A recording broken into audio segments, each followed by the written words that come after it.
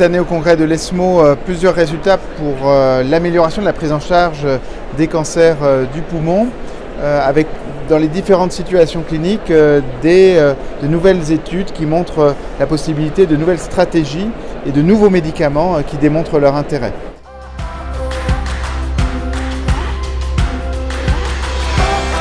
Pour les situations de cancer du poumon avancé ou avec des métastases, on se retrouve dans la situation où il y a un groupe de tumeurs qui portent de façon très spécifique des anomalies dans les gènes de la tumeur, pour lesquelles on peut donc considérer ces anomalies comme des interrupteurs que l'on peut éteindre avec des traitements ciblés. Ils peuvent être par voie orale ou par voie injectable. Plusieurs résultats dans des sous-groupes particuliers parce que finalement chaque interrupteur est différent et correspond à un traitement spécifique. On sait identifier ces altérations aujourd'hui, on les recherche systématiquement au diagnostic. Des altérations dans un gène qui s'appelle RET avec un médicament, le selpercatinib, qui démontre dès le diagnostic en premier traitement sa supériorité à la chimiothérapie.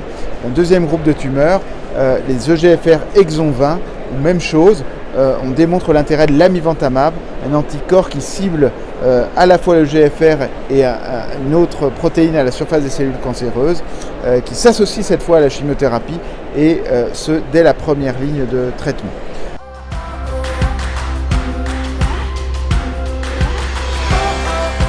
Pour les tumeurs sans ce type d'anomalie, le traitement de première intention c'est plutôt l'immunothérapie, voire avec de la chimiothérapie.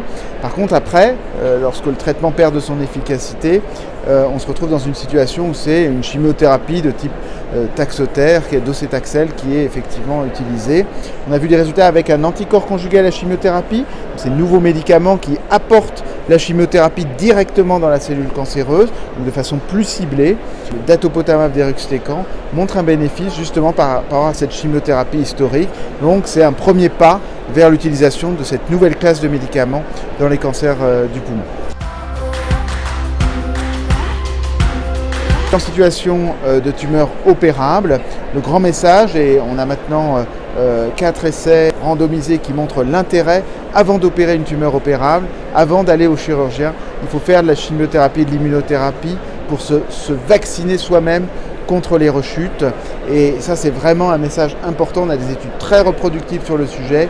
On a vraiment une réduction de 40% du risque de récidive en faisant juste 3 injections de chimiothérapie, immunothérapie avant d'opérer. Et ça change complètement la donne.